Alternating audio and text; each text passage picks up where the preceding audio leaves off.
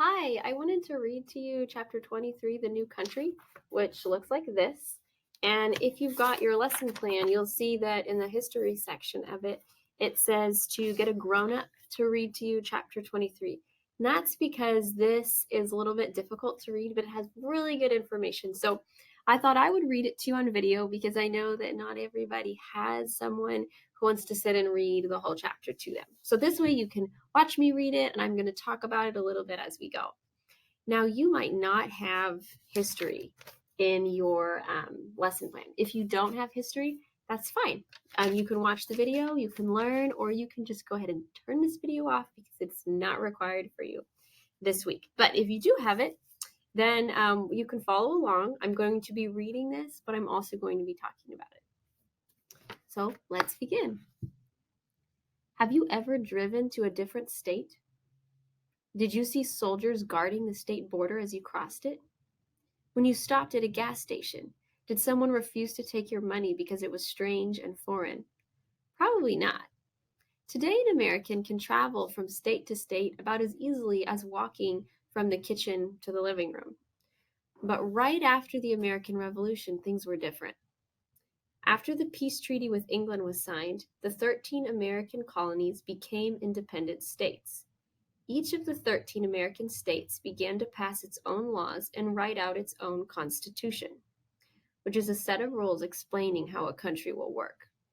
So let's talk about a peace treaty. So the Americans were fighting against the English, and when they stopped fighting them, the two countries got together and wrote what's called a peace treaty. So a peace treaty is when two countries write down that they've agreed to stop fighting, and then any other rules that they made up, like you may not come into this part of the ocean because it belongs to us, or this land is our land. Virginia, North Carolina, South Carolina, these belong to the United States of America now, and England can't go near them or touch them. Otherwise, we're going to consider that you are attacking us and it's going to be war. So things like that. So they wrote in the peace treaty that England and America were done fighting. So now that they were done fighting, what kind of new country had they made? They didn't know, and so they needed to figure that out. And let's keep reading. Trouble started right away. Each state was busy planning to make treaties with foreign countries. 13 different treaties. Each state wanted its own navy. Now, a navy is a group of ships that are used for fighting. Virginia and Maryland were quarreling about who had the right to claim the Potomac River, which ran between them. Not all of the states were even using the same kind of money. And although the colonies had borrowed money from France to help pay for the War of Independence, none of the states wanted to pay the money back. So they'd all borrowed money. Nobody wanted to give it back. Each state thought that another state should pay the debt.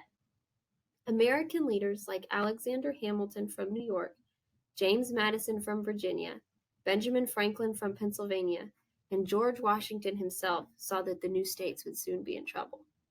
If they continued to act like 13 different countries, the new nation wouldn't be able to negotiate foreign treaties, build a strong navy, or send merchant ships.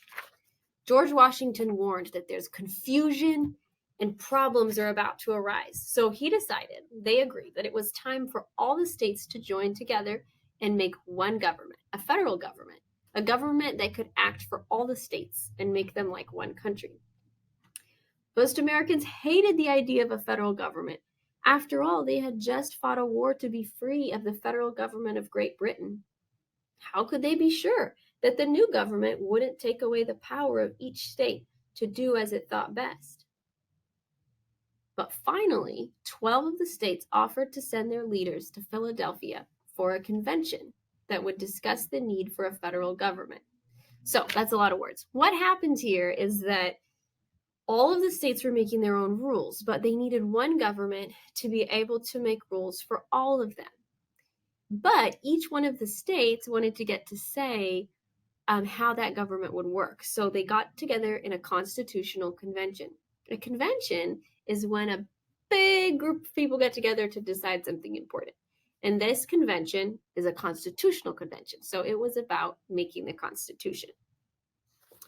So each group sent some of their leaders there, and those leaders were called delegates. The delegates arrived in Philadelphia in 1787. They gathered together in Independence Hall, the red brick building at the center of the city. George Washington was elected chairman of the meeting. That means he was in charge. Benjamin Franklin, now 81, was too old to walk to the daily meetings. Instead, he hired 4 prisoners who were let out of jail to carry him to and from Independence Hall in a chair. They talked and argued for days and days. No one else was allowed to listen. The windows were even nailed shut so that no one outside could eavesdrop. So you can just imagine it's hot. They're all arguing about how the government should look. What kind of, king? Do they want a king? Do they want something else? And all the people want to know what's going on. So they gathered under the windows to listen. And so the delegates did not want any of that. So they nailed the windows shut. We are on the bottom paragraph of page 220 if you're following along. The delegates wanted to make sure that the new Constitution would give the United States of America the power to act together, but also to act separately. So think about it.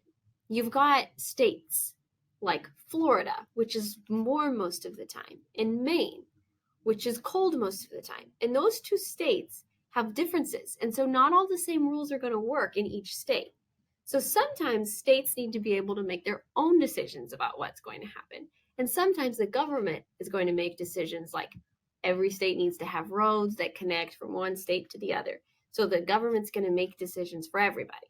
So they needed a federal government, the one that would make all the decisions. And each state was going to have its own government too. They agreed on a plan that would divide the government into 2 houses. Now, these are not real houses. Houses here is talking about groups of people. So in England, there were 2 groups of people. One was called the House of Commons, and the other was called the House of Lords.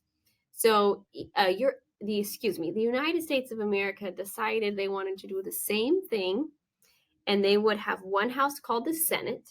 Each state, now we're back reading, each state, no matter what its size, could elect 2 representatives called senators to sit in the Senate. That way each state had an equal voice. No state could have more power than the other.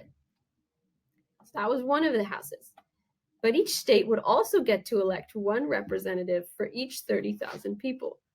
These representatives would meet together in the House of Representatives.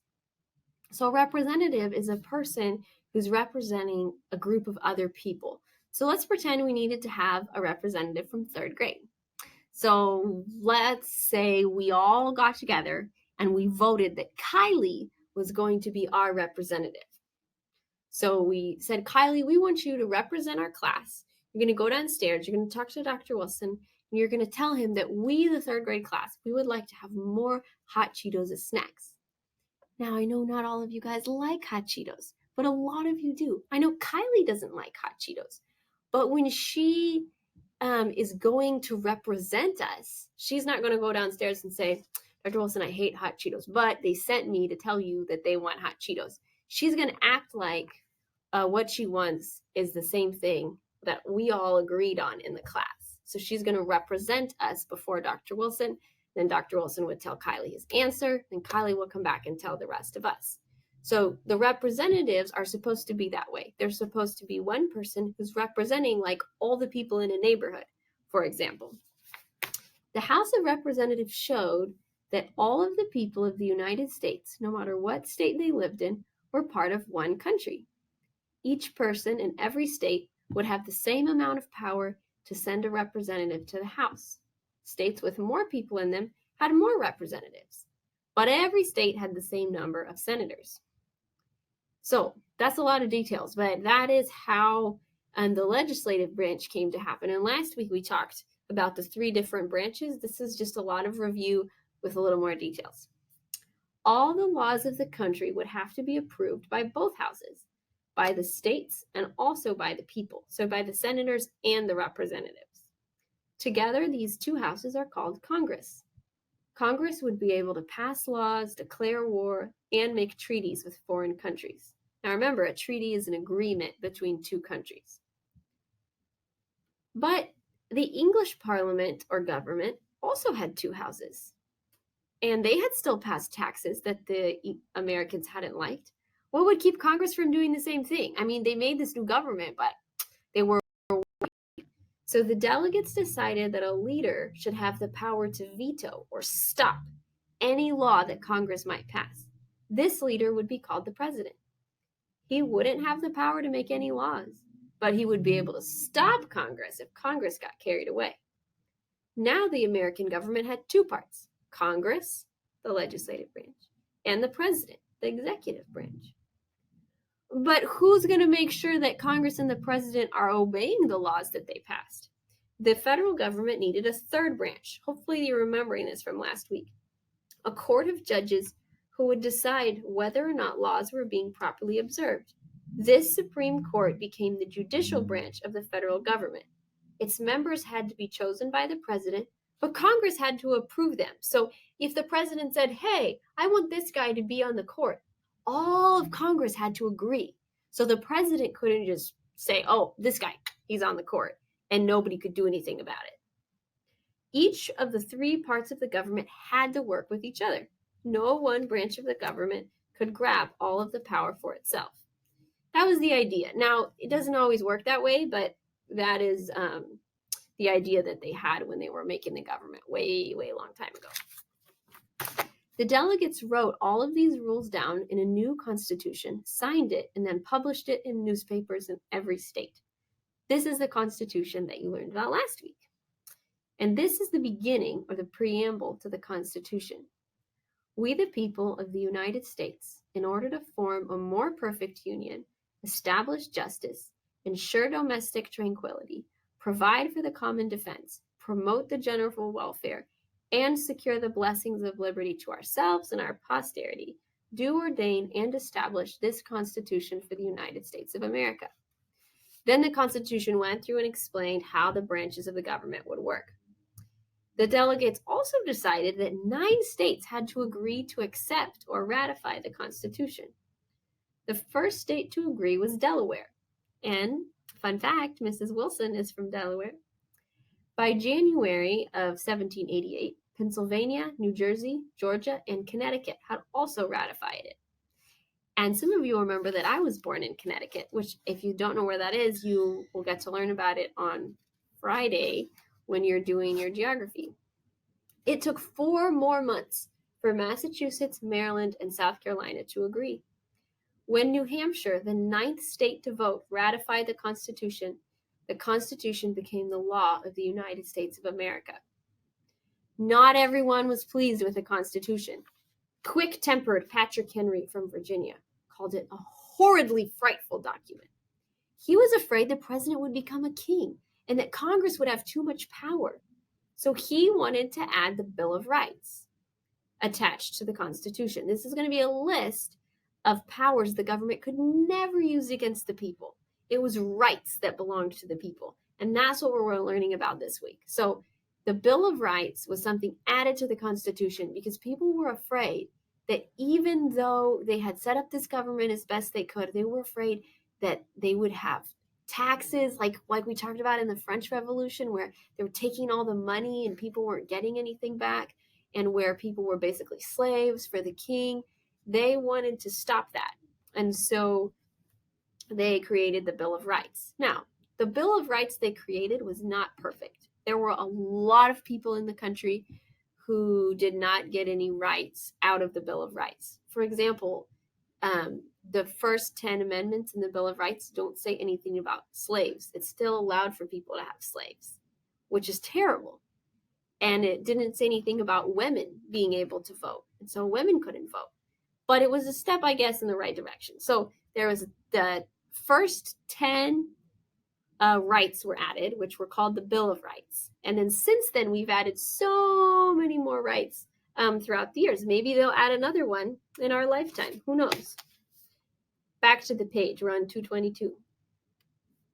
Many other Americans wanted a Bill of Rights too. All power is subject to abuse, Madison remarked, so we must fortify the rights of the people. What he's saying is when you have power, you're tempted to use it in a bad way. And so we have to be careful with that. 4 years later, a Bill of Rights was added to the original Constitution. The Bill of Rights said that Congress could never forbid American citizens to speak their opinions, or to worship God, or to get together in public, or to keep weapons to defend themselves. No one could be seized by the government and kept in jail without a public trial. The Bill of Rights said that a federal government could not behave like a king towards its people, even if it felt like there were good reasons to do so. So now that they've got the Bill of Rights, the Constitution was finished. Finally, the United States was truly a nation. The end. That is the end of the first section. So the next section is called the first American president. And I've got a video where I read this and talk about George Washington. So that's all you need, though, for Tuesday is this section on the American Constitution. Now that you've read it, I want you to... I wish I could talk to you in person about this, so maybe we'll talk about it a little on Wednesday. But what did they do in Pennsylvania? Think back. And what did it mean for them to ratify the Constitution? What's a Bill of Rights? And then try to think back and see what were the 3 branches of government called. Those are the 4 big things I want you to remember from this. Okay,